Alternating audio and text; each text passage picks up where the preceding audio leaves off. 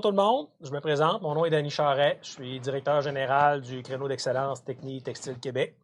Ça me fait plaisir d'être ici aujourd'hui à la première édition du Salon Bleu pour parler de textile technique en compagnie de M. Steve Bérard. Bonjour Danny. Président et copropriétaire de vêtements SP et de 3B Hockey. Exactement. Bonjour Steve.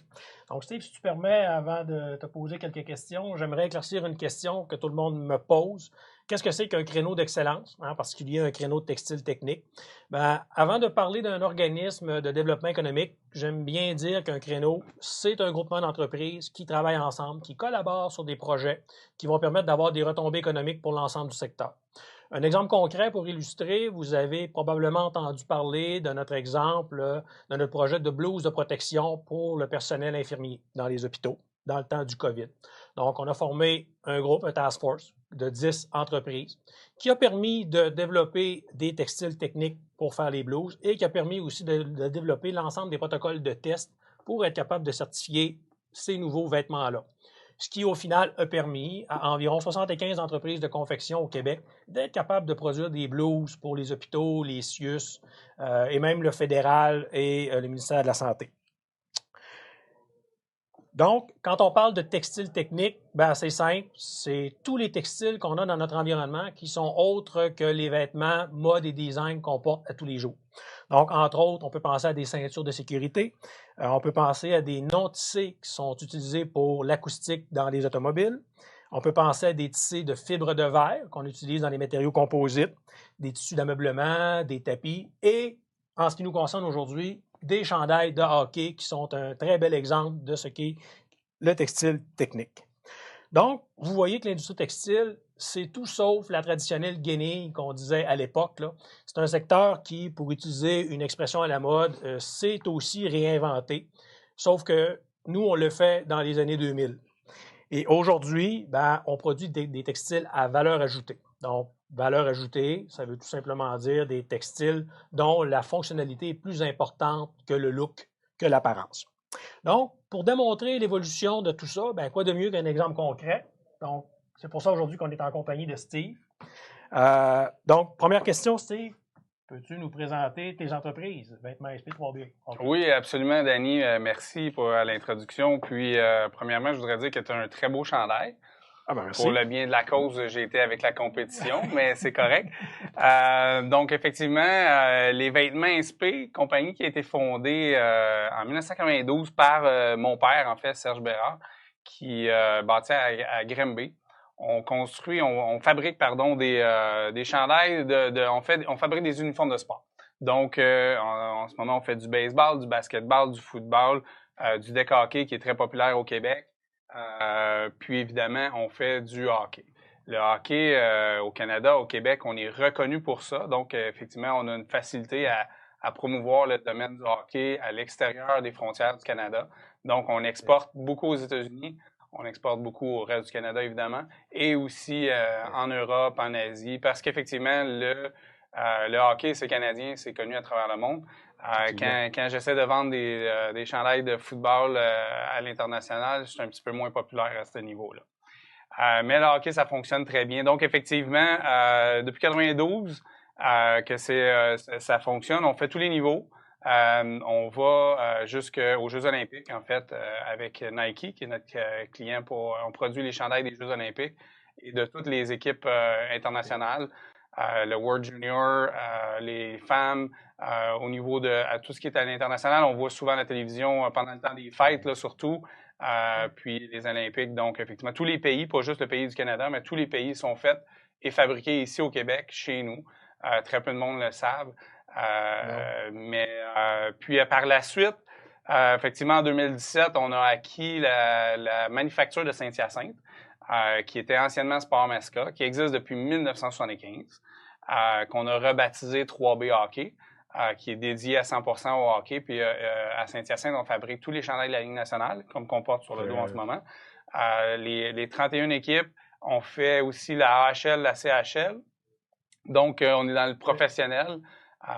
Puis on fait, pour plusieurs personnes le demandent, si on va en magasin, malheureusement, ces chandails-là qui sont faits en magasin sont fabriqués en Asie. Donc, nous, ce qu'on fait, qui est Made in Canada, qui est écrit dans le collet, c'est vraiment pour les joueurs professionnels. On est vraiment dans la haute couture. C'est de la haute couture avec de la minutie, de la décoration. Bien que tu as mentionné tantôt, il y a le côté technique qui surpasse un peu la décoration. Dans notre cas, vu qu'on est à la télévision, le côté visuel est très, très important. Mais effectivement, on a quand même notre aspect technique. Donc, en grosso modo, 250 employés chez SP3B ensemble. Quand même. On fabrique environ 150 milliers de chandails par année. Dans le hockey, après ça, il y a les autres sports, mais principalement, on est dans le domaine du sport. Du hockey. Écoute, effectivement, tu as raison de dire que ce sont de très beaux chandails, mais en particulier le mien. Je suis d'accord avec toi, Mais peux-tu nous expliquer en quoi un chandail de hockey relève du textile technique? Effectivement, c'est intéressant que tu me poses la question, Danny, parce que la plupart du monde, comme je viens de mentionner, voit l'image à la télévision, voit le look. On peut voir sur les épaules des chandails, il y a de l'embossement, donc on fait fondre le matériel qui est du polyester pour y donner un effet lustré, un peu shiny pour les effets de la télévision. Évidemment, c'est ça l'objectif premier. Mais après ça, il faut penser qu'un joueur de hockey, il faut qu'il soit capable de jouer au hockey, d'être performant dans son sport. Puis on pense à tout le côté respiration. Bien que c'est un chandail de polyester, il faut que ça respire bien. Il faut qu'on soit capable de garder le joueur, être capable de bouger. Donc, on va rajouter des places de mèche dans le chandail pour qu'il soit capable de mieux bouger. Mais si je vois un peu plus technique, effectivement, à travers les années, il y a eu de l'évolution. On parle du chandail qui pesait 1 tonne là quelques années, là, plusieurs années. Puis l'évolution a amené un chandail très léger. En fait, ce qui pèse le plus pesant sur le chandail en ce moment, c'est l'écusson, le crest en avant. Ah oui. Le logo qui lui, dans le fond, à cause de sa forme, fait que ça amène un certain poids. Mais sinon, le chandail doit respirer. On a essayé, on a passé par toutes les gammes. On a essayé pour un chandail qui était imperméabilisant. Pour que l'eau glisse dessus, en fait. On pense toujours au gardien de but qui boit de l'eau, ça lui coule dessus, donc on voulait que ça soit imperméabilisant. Après quelques tests qui a duré quand même assez longtemps, les gars, ça respirait pas du tout, il faisait chaud, c'est rendu une douche en dessous des chandails, donc on a reculé en arrière. Donc, beaucoup d'essais-erreurs avec les différentes compagnies, parce que avec le temps, il y a eu CCM, il y a eu Reebok, il y a eu Adidas, fait que chacun amène sa perspective à travers les années, et Nike aussi qui apporte beaucoup de recherche et développement derrière les produits. Donc, effectivement, différentes couleurs, différentes brillances. On amène aussi la sublimation qui allège encore le chandail encore plus. L'autre partie technique qui est très intéressante, c'est dans les bas, dans le fameux bas de hockey qui n'est pas un bas, mais qui est un tube, en fait, qu'on appelle le bas de hockey. On a introduit, il y a 4 ou 5 ans, le côté cut resistance, qui est anti-coupure, pour effectivement protéger les joueurs. Donc, on a un aspect de protection qui est tout le long derrière le bas, derrière la jambe du joueur, pour être sûr que si un patin passe. Donc, on utilise des produits qui ont été testés chez nous ici, au groupe CCTT de Saint-Hyacinthe, en collaboration avec eux autres pour avoir les certifications, etc. Donc, effectivement, c'est rempli de petits avantages techniques qu'on apporte pour le joueur de hockey, mais aussi pour la beauté du sport qui reste du marketing un peu. Ça me fascine toujours de voir qu'il n'y a rien de simple. Non, même si en apparence, là, quand on rentre dans la technique, c'est toujours compliqué, complexe même. Je te rajoute juste une dernière chose que j'ai complètement oublié, effectivement, c'est plusieurs personnes, effectivement, ça a l'air simple et tout, mais même le tricot, le matériel, en fait, c'est un tricot, c'est pas un tissé. On fait beaucoup de tests quand on change la façon de tricoter parce que un joueur de hockey, effectivement, ça va se battre. Donc, il faut que ça soit très résistant.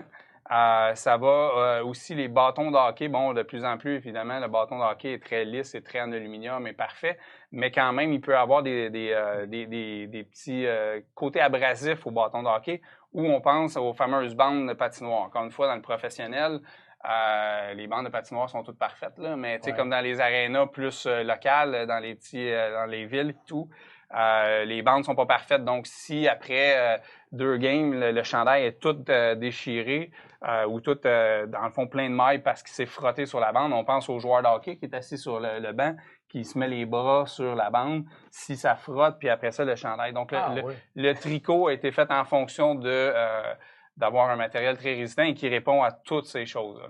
Ce qui m'amène à penser, chaque joueur est différent, a un rôle différent. Tu dois avoir des demandes spéciales de certains joueurs. Oui, non, effectivement, ça. Mais tu sais, effectivement, avec la Ligue nationale, on a des joueurs un peu avec des dimensions extraordinaires, un peu comme notre ami Zdeno Chara, qui demande tout le temps, dans le fond, on fabrique un chandail avec des manches un peu plus longues, spécifiquement pour M. Chara. Donc, on a des demandes spéciales comme ça.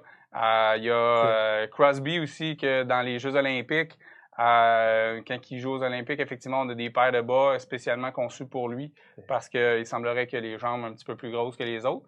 Il veut un peu plus d'espace. Donc, effectivement, oui, effectivement, on a des demandes un peu spéciales. Petite anecdote, j'ai 2 couturières qui vont à tous les Jeux olympiques, en fait, sur place pour faire les ajustements de dernière minute pour les joueurs. Parce que surtout aux Olympiques, on a les noms des joueurs souvent à la dernière minute. Fait que les chandails sont déjà rendus sur place. Donc, effectivement, on va rajouter les noms. Fait que c'est nos couturières qui font ça, 2 couturières de Granby qui font ça. Puis, on va faire les ajustements, justement. Un joueur qui aime ça un peu plus ample ici, fait qu'on va y rajouter un peu de matériel. Puis, les jambes. Oui, effectivement, on a il y a de belles caprices dans les demandes qu'on reçoit. Tantôt, il y a les joueurs de hockey qui sont des personnes très importantes, mais je pense que tu as parlé d'une personne très importante aussi, qui est ton père, qui a fondé l'entreprise. Oui. Je comprends que tu es une relève, dans le fond. Exactement. Que tu as reprise. Comment ça s'est passé, la relève, pour toi? Dans le parcours d'une entreprise, anecdote à part du hockey, effectivement, quelque chose qui est très, très important, c'est effectivement planifier sa relève, voir, on le vit, là, en fait, on est dans une belle phase en ce moment depuis 5, 6, 7 ans. On entend le mot relève de plus en plus. On entend qu'effectivement, on a des entrepreneurs qui arrivent à un âge où est-ce qu'effectivement l'entreprise devient un peu précaire au niveau de qu'est-ce qui va arriver dans 5, 10 ans et tout. Donc, la relève, c'est quelque chose que avant même d'embarquer dans l'entreprise, c'était quelque chose qui me fascinait. J'arrive d'un autre domaine totalement.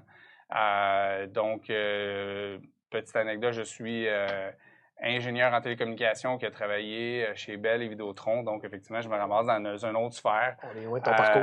Mais effectivement, avec les discussions avec mon père, il y avait une possibilité de reprendre l'entreprise. Puis effectivement, c'est une entreprise que j'ai été élevé avec. En fait, j'avais 7-8 ans quand je me promenais dans l'usine à Saint-Hyacinthe où est-ce qu'on faisait les chandails de la Ligue nationale. Puis j'étais un des parmi chanceux où est-ce que je m'en allais dans le backstore, aller me chercher des crêpes du Canadien. Je me faisais des chandails pour aller à l'école. Fait que j'avais un chandail nordique canadien que tout le monde était très jaloux. Donc, effectivement, c'est quelque chose. Donc, quand j'ai eu la chance d'embarquer avec mon père, effectivement, ça fait 4 ans maintenant que je suis dans l'entreprise. Mon père a pris sa retraite il y a maintenant 1 an et demi environ. Donc, la relève, on a une troisième personne, on avait une troisième personne avec nous autres qui s'appelle Manon Bourget aussi, qui est propriétaire avec moi aujourd'hui, qui était propriétaire actionnaire aussi avec mon père plus vers la fin. Donc, quand j'ai embarqué, on a mis un plan de relève. Mon père approchait l'âge, effectivement, de la retraite. Je te dirais qu'une relève familiale, ça c'est haut, c'est bas. C'est défis. Je sais que c'est pas le sujet d'aujourd'hui, mais effectivement, je participe à des conférences, à des groupes pour partager, effectivement, mon expérience. C'est quelque chose, une entreprise, c'est très prenant. Être entrepreneur, ça fait partie de ta vie, ça fait partie de tes racines et tout. Donc, effectivement, laisser aller le morceau à quelqu'un d'autre, même si c'est ton fils puis ta partenaire depuis un certain temps, c'est quelque chose de pas facile. Mais au bout de la ligne, on y est arrivé. Vois-tu, ça fait 1 an et demi. L'entreprise va très bien et effectivement, la transition a fonctionné. C'est bien passé. Ouais. Et là, dans tout ce processus de relève-là, arrive la crise de la COVID. Qu'est-ce Oui, que ça veut dire pour, pour un entrepreneur comme toi là, qui vient de reprendre son entreprise? Comment vous avez vécu la COVID je sais pas si chez tu as Vêtements remarqué, SP, Danny, mais Cordon SP? j'ai comme hésité un petit peu en disant ça va bien parce qu'effectivement, ça allait très bien jusqu'au 24 mars quand on nous a demandé de fermer les manufactures. Effectivement, il faut comprendre que dans le domaine du sport, ben effectivement, c'est le premier domaine qui a été arrêté de façon globale à travers la planète. Donc, nous autres, déjà, fin avril, début mars, on voyait que ça allait être compliqué. Donc, effectivement, le carnet de commandes a arrêté. Quelques-uns ont cancellé, mais c'était surtout le téléphone a arrêté de sonner. On a des très bons partenaires comme Adidas, Nike qui nous ont supportés là-dedans. Mais tu l'as mentionné tantôt, on s'est retourné très rapidement. On est une manufacture de textile à la base. On est une manufacture où on produit des vêtements. Donc, suite à l'appel du gouvernement et grâce à toi un peu, Danny aussi, de Technique Textile qui a organisé le groupe et tout. Donc, effectivement, on s'est retourné rapidement puis on s'est mis à produire la fameuse jaquette de protection qui a été gradée effectivement pour les médecins et les infirmiers. Donc, on en a produit jusqu'à ce jour. On est rendu à 150 000 de produits. Wow. Depuis la fin mars. Donc, on a fermé l'usine, là, Danny, on a fermé l'usine à peu près 4 jours. Juste le temps de se revirer, le temps de ramener l'équipe de développement, de développer une fameuse jaquette qui répondait aux normes du Québec. C'est des jaquettes lavables, donc c'était nouveau aussi. Ouais. Vous avez aidé beaucoup avec le gouvernement pour faire accepter ce produit-là qui est, honnêtement, pour l'environnement, une super de belle chose aussi. Puis qui rend aussi, faut pas se le cacher, qui rend aussi le coût de la jaquette beaucoup plus intéressante pour un acheteur comme le gouvernement que normalement achète des jaquettes jetables à quelques dollars, tandis que là, effectivement, le coût est un peu plus élevé, mais au moins réutilisable. Donc, ça nous a aidé énormément à passer à travers. C'est sûr que c'est pas notre volume d'affaires, notre chiffre d'affaires du domaine du hockey. Avec les 250 employés, on a ramené 95 employés au travail pour ça. Pas facile de ramener du travail quand tu as M. Legault qui martèle rester chez vous et restant à la maison. Nous autres, on rappelait les gens pour revenir au travail. Donc, je voudrais féliciter ma gang, remercier l'équipe au complet parce que la première semaine, ça a été un peu compliqué, mais après ça, le monde voyait qu'on faisait la différence, qu'on produisait beaucoup de jaquettes puis que ça s'en allait dans les hôpitaux. Le nombre de personnes qui m'ont contacté pour nous remercier, des médecins, des infirmiers, des gens de CHSLD qui nous ont appelés pour nous remercier. Vraiment touchant. Puis j'essayais de partager cette information-là à l'équipe pour les encourager. Mais effectivement, ils ont répondu à l'appel. On a été capable de se retourner quand même assez rapidement. Aujourd'hui, on est revenu au hockey. Excusez, parce qu'effectivement, on y croit, la société y croit. On veut que le hockey reprenne à l'automne. La Ligue nationale va reprendre. Aussi. Puis on a nos clients là-dedans, mais effectivement, la demande, on est toujours un peu précaire par rapport à tout ça. Mais grâce à tout le domaine textile au Québec, effectivement, avec des bons partenaires, des excellents partenaires, qui nous ont fourni du matériel aussi pour faire tout ça. Donc, effectivement, on a réussi à passer à travers, du moins, la première phase de la crise. Okay.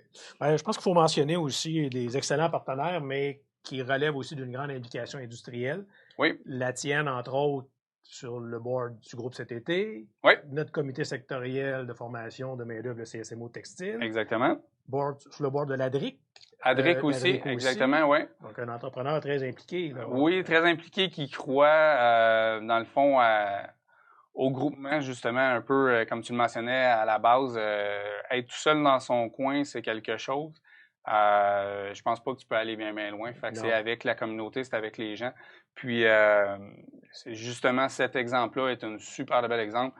Le réseau s'est organisé. Je parle de la COVID, le fait que, dans le fond, tout a été arrêté, mais le réseau s'est organisé très rapidement. Puis, effectivement, grâce à l'ADRIC, grâce au GCTT, aux différents groupes, on a réussi à repartir l'industrie. Puis du côté de l'ADRIC, je crois vraiment beaucoup. J'arrive effectivement ingénieur télécommunications, fait que je crois beaucoup à l'innovation, à l'avenir, où est-ce qu'on s'en va. Puis là, je te dirais qu'effectivement, il faut pas lâcher parce qu'effectivement, c'est un gros dilemme en ce moment. vu que les carnets de commandes, je parle pas juste pour moi, je parle que de tout entrepreneur en ce moment, le carnet de commandes étant plus bas, fait qu'on se ramasse beaucoup à se resserrer vers nos opérations.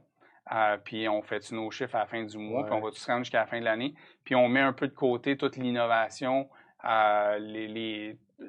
Fait que ce côté-là, je sais que c'est pas facile.